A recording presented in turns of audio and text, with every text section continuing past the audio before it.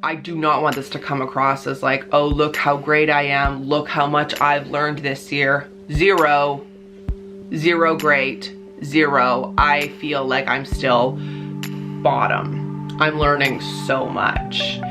I have so much unlearning to do and so much to have my eyes open to. So this isn't me like, oh, look how great I was this year. Absolutely not.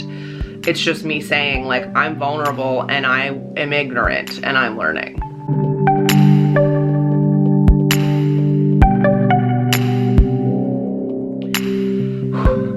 This is a video, I'm already like so vulnerable and nervous that I can't even look at you. This is a video that I never intended to film, thought I would film, but it's something that has been on my mind and my heart a lot this year. And I am filming this for a few reasons, which I will get into, but I just want to say if this video and the content makes you uncomfortable, I would really encourage you to stick with me and watch it and then reflect on why. And I will just say that I share in that uncomfortability with you. I have spent a lot of 2020 being very uncomfortable and learning a lot and unlearning a lot. So today I want to talk about how much I've learned this year and how much I've changed. And I want to share this with you because, for one, I know a lot of you have been coming along on this journey by yourself, but like concurrently with me. We've been doing it at the same time in 2020. And also, I just feel such a strength in the marathoner community that I know this is important, and I know it's going to be important to a lot of you. And if this is the first time you're learning about it, you can learn with me. I am not an expert, disclaimer. I am very aware that I will say the wrong things and have said the wrong things, but I want you to know that I'm open to learning and being vulnerable, and I have faith that you will come along with me. So I'm gonna do a bit of a stream of consciousness video today. I have made a few notes because I don't want to miss anything, but I haven't planned out what I want to say. I find that my most impactful content, or things that feel the best for me and that come across the best, are when I'm just like speaking from the heart, which is what I want to do today. I know this is a lot of a preamble. I'm really feeling very vulnerable in filming this. Because like I said, I know I'm gonna mess up and I know I'm gonna say the wrong thing. But my world really cracked this year when all of the swell of injustice against the Black, Indigenous, people of color community really became so mainstream. And it was all over social media, and there was so much happening. It was unavoidable. And I, for the first time, really reflected on my white privilege and on my white fragility. And those are not terms that are easy, but as I've learned, white privilege is something that we all need to be very aware of, and we need to kind of like break down. And if you're unfamiliar with white privilege, let me help you with what I've learned this year. I'm going to put a slew of resources in the info box because I am not an expert. I am a student who is learning, and there's a lot way more smarter people than me who are doing the research and teaching. But one thing right off the bat I want to say that I learned very quickly this year is that it is not the role of anyone who is Black or Indigenous or any person of color. It is not their responsibility to create white allies. They have enough to do. It is our responsibility to educate ourselves and be an ally. And I just want to say off the bat, I'm really upset to think that anyone who's ever watched my content or heard me on the radio or read Finding Your Cape or listens to the podcast, if you have ever questioned my morals or my ethics because I haven't spoken out, because I always ignorantly thought I didn't need to, I am so sorry. I apologize. I now know that silence is a form of oppression, that me not standing up and being an ally is a form of oppression, and it is a privilege, a white privilege, that I am working very hard every day to not ascribe to. So if you've ever wondered, I hope you don't wonder anymore. I've been very loud on my Instagram about, you know, sharing resources. This past spring, I had Samantha Jane YT on the podcast to talk about what was going on, and that was a very nerve-wracking interview. I knew I was going to mess up, and I'm sure I did throughout. But she very graciously came on and talked about what it was like to be a Black woman growing up in Canada, what it was like to be a Black woman growing up in Newfoundland, and now she is a beauty YouTuber and talking about what that experience has been. You know, things I'd never thought about, like you go to buy makeup and they don't have your shade, or, you know, a company wants to pay her a lot of money to review their makeup on her channel, and she says, well, you don't have an inclusive shade range. I literally can't put that on my face.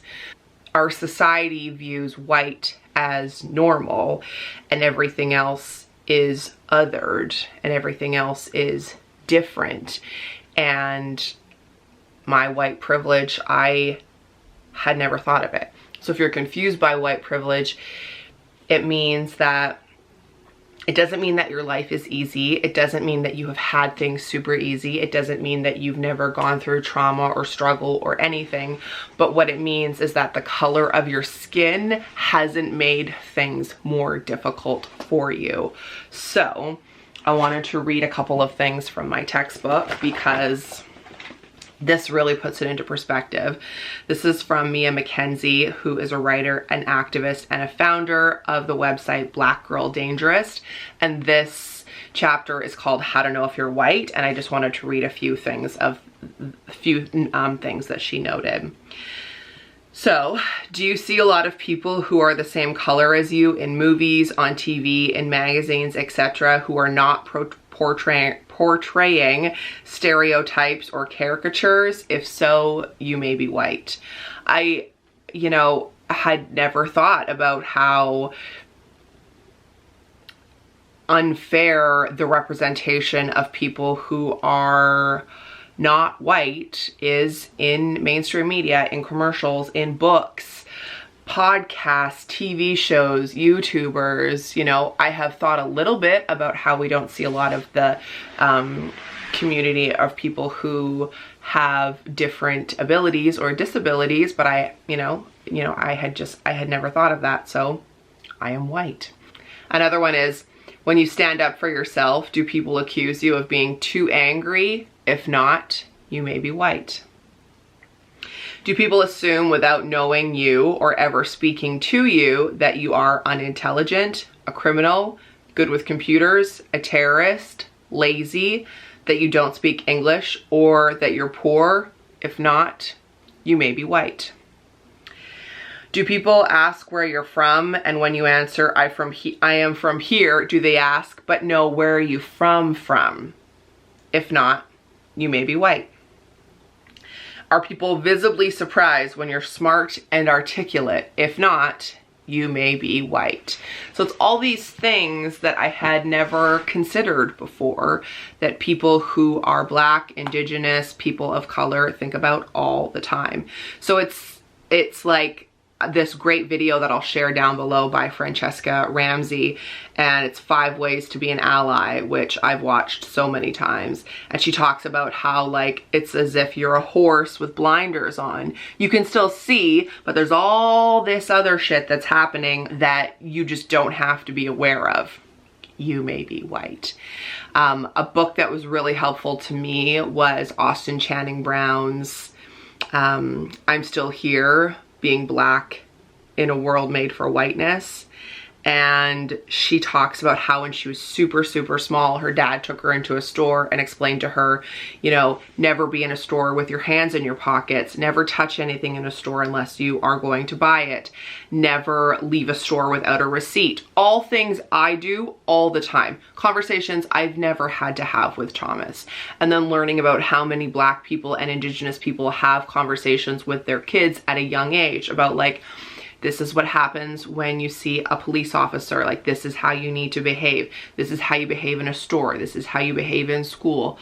All of these things I've never had to consider, and I've never had to teach my son.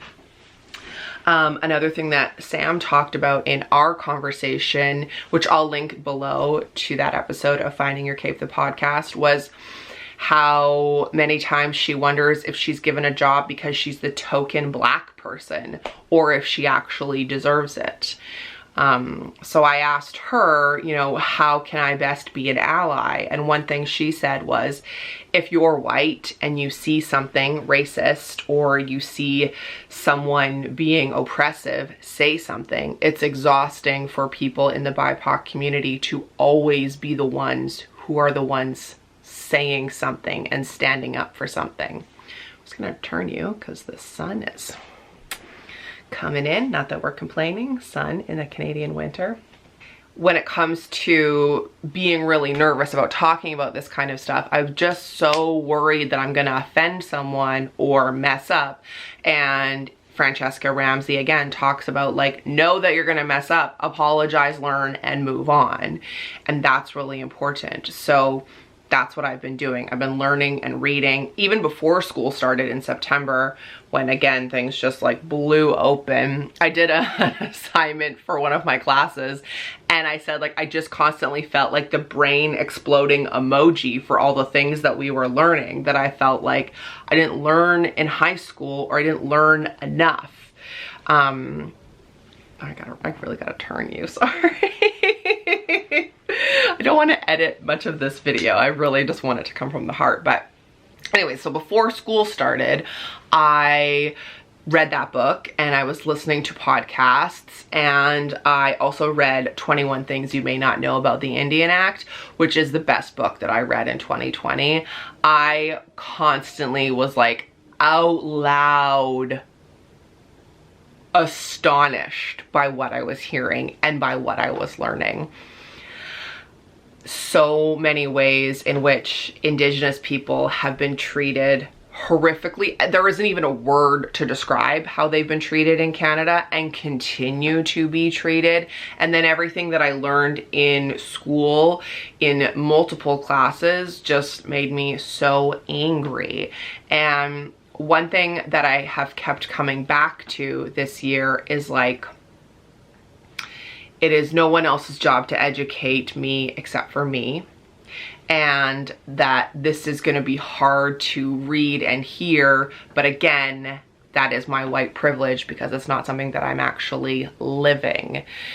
I really struggled when things first started just being all over the media and all over social media earlier this spring and this summer.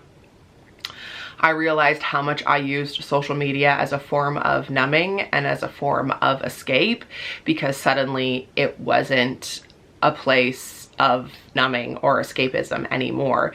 If it wasn't stuff about COVID, it was stuff about Black Lives Matter, or it was stuff about how horrific Indigenous people are being treated in Canada, or Black people are being treated in Canada. And I realized like, I need to learn about this, and I cannot turn a white blind eye to it, because I choose to be an ally and I choose to be someone who's educating herself. And again, that goes back to like, do you see yourself represented in the media? It just made me think of how someone who's Black or who's Indigenous must look at social media all the time and they feel this way. I can't tell you how many times I just like sobbed scrolling Instagram or like reading the news or my phone or like reading different books or stuff in school. It's very overwhelming and it's very difficult.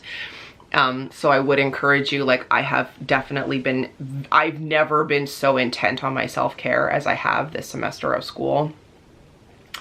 Like the things that I read and watch that aren't to do with this and learning about white privilege and white fragility and what I can do to be an ally, you know, you name it, like Modern Family, Will and Grace, Friends reruns. You do have to be able to like recharge yourself in order to be helpful. We can't just be upset and angry all the time. You know, you need to fill your bucket, you need to fill your cup.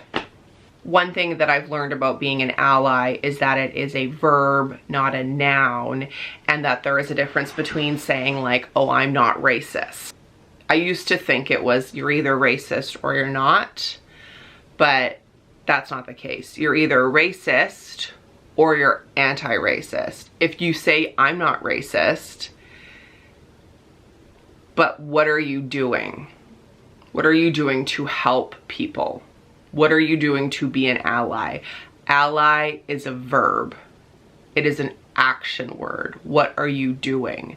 And I want to use my platform to be more helpful and to be more of an ally. It's not, we don't say, I don't see color. Saying I don't see color is so dismissive. It's saying you're not white, so I don't see you. That's horrific. I see you, I see your color, and I stand beside you. Teach me, I want to learn more. So this isn't me like, oh, look how great I was this year. Absolutely not. It's just me saying like, I'm vulnerable and I am ignorant and I'm learning. And if you feel the same way, it's so overwhelming, but that's not a good enough reason to just like turn the page. It's also, you know, something that I had conversations with people in my life that I wasn't expecting was like, the all lives matter. If you believe all lives matter, then you also believe Black lives matter. No one is saying that you as a white person, that your life doesn't have value. What they are saying is like, we are screaming and we are dying and we need your help. See us, see our color, and stand with us. At least that is what I'm learning. I never want to speak for the BIPOC community. Like, I have had to close my textbook so many times or turn off things that I had to watch for assignments because it's so upsetting. And then I just think like, yeah, that's your privilege because you don't have to live that.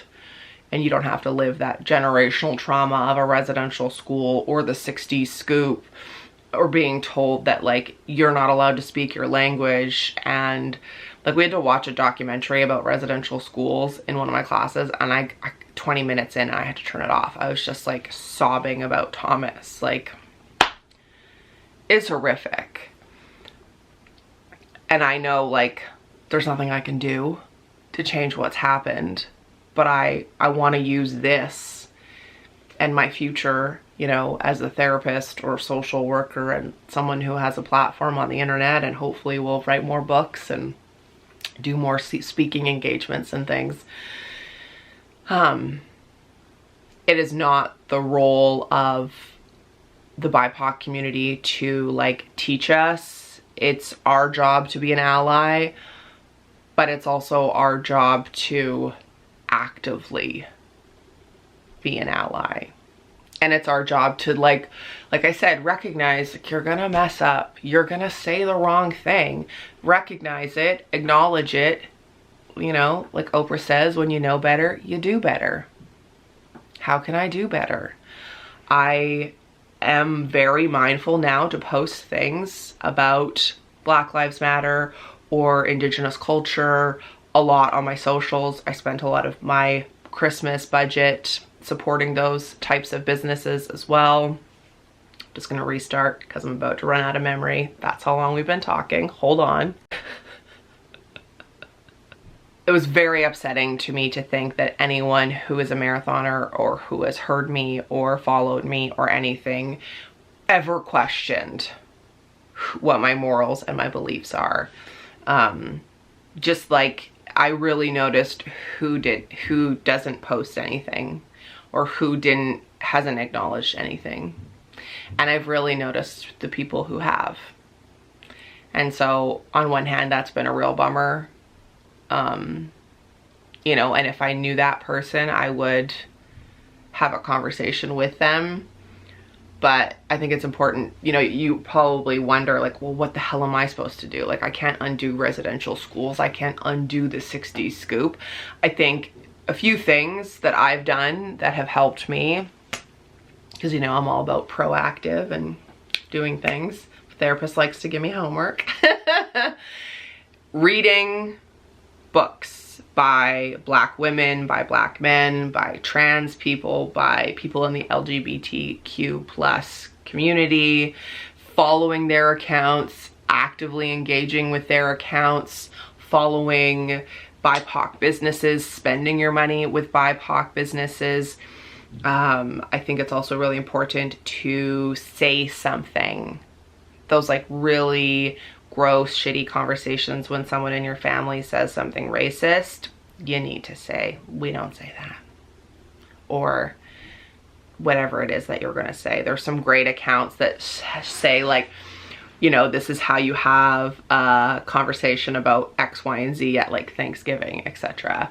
You know, it's the same way for me where when people would say retard or retarded, I just simply say like, we don't say that. And if they say anything, I'm like, are you talking about my son with autism? And it instantly, like, people just, you know, everyone that's ever happened to is like horrified of their own behavior. So it doesn't have to be like a crazy, horrific conversation, and you don't have to get like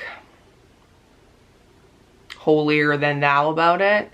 But say something. Just keep saying to yourself, being an ally is a verb. And if anything that I've said today makes you uncomfortable, just think about why. Why is that? I know it's overwhelming and I know it's intimidating, but just little by slow. Read things on Instagram. Pay attention to the news. Do what you can to be supportive, because I don't even know how to say because. If you need a because, click out. Like, what? Okay, this is definitely way longer than I expected. It's no one else's responsibility to make us an ally, but it is our responsibility to be one. If you get to a point where you feel like this is way too hard, which maybe you already are watching this video, I encourage you to just think how hard it is for someone without white privilege. And that to me is a real like, right, okay. Like the worst is I'm gonna feel uncomfortable. At least if I get pulled over by the cops, I'm not worried about it. Or if I go into a store, I'm not worried about it. If I tried to rent a place, or I applied for a job, or if I, God, went to the hospital. Like, I have clean drinking water in my taps. Canadians who are Indigenous, so many of them don't even have clean drinking water. Or, you know, so many things this year have come out about women going into the hospital who are Indigenous and being treated like garbage. I don't know how to wrap this up because this is such a hard video and it's a hard topic. But please never question my allyship, and if you do, call me on it. I'm here to learn. I know I'll be learning a lot more in my next few years of school and then my career and whatever I end up doing. I hope that you understand where I'm coming from, and if you are willing to be on this journey with me, let me know. Also, please share down below if there's any accounts that you like to follow, or YouTube videos that you loved, or books that you've read. Any resources, I would love to read them too, and then share them with our marathoner community as well. So on that note, I feel like I need to apologize for this video being a bit of a downer, but I'm not going to. It needs to be said, and I hope you're with me. Okay, thanks for watching. Lace up, subscribe, become a marathoner. Life's not a sprint, it's a marathon, and I will see you in the next one. Take care.